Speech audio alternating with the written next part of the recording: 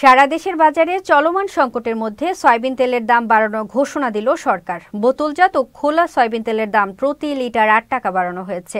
আজ ভোজ্য তেলের দাম নির্ধারণ নিয়ে ব্যবসায়ীদের সঙ্গে বৈঠক শেষে সচিবালয়ে এই তথ্য জানান বাণিজ্য উপদেষ্টা শেখ বশির উদ্দিন।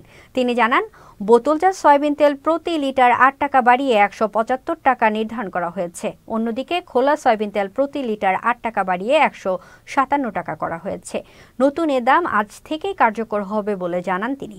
উপদেষ্টা জানান, আন্তর্জাতিক বাজারে দাম বৃদ্ধির কারণে সরবরাহ সংকটের কারণে ভোজ্য তেলের দাম বাড়ানো হয়েছে। দেশে বিদ্যমান যে মজুদ তেলের আছে তা যথেষ্টই সন্তোষজনক। মজুদে কোনো ঘাটতি নেই। আমরা সমস্ত রকম তথ্য বিশ্লেষণ করে দেখেছি, কিন্তু ছোট ছোট জায়গা থেকে শুরু করে সকল জায়গায় এক ধরনের মজুদদারির তৎপরতা আমরা দেখতে পেয়েছি।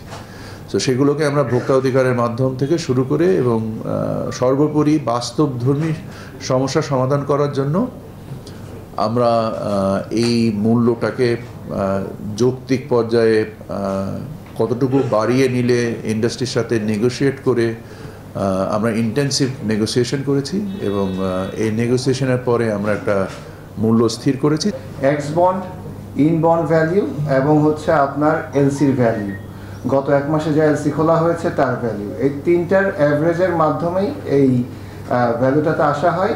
তার সাথে বিভিন্ন প্রসেসিং ফি, বটলিং ফি, এগুলো সবগুলোকে যোগ করেই এই ফর্মুলাটা 2011 সাল থেকে এক্সারসাইজ হয়ে আসছে এবং এই ফর্মুলার ভিত্তিতে আমরা একটা ভ্যালুতে আসি, যে ভ্যালুটা হচ্ছে $1100, যেটা অতীতে যে ধার্যকৃত মূল্য ছিল ওটা ছিল প্রায় $1035।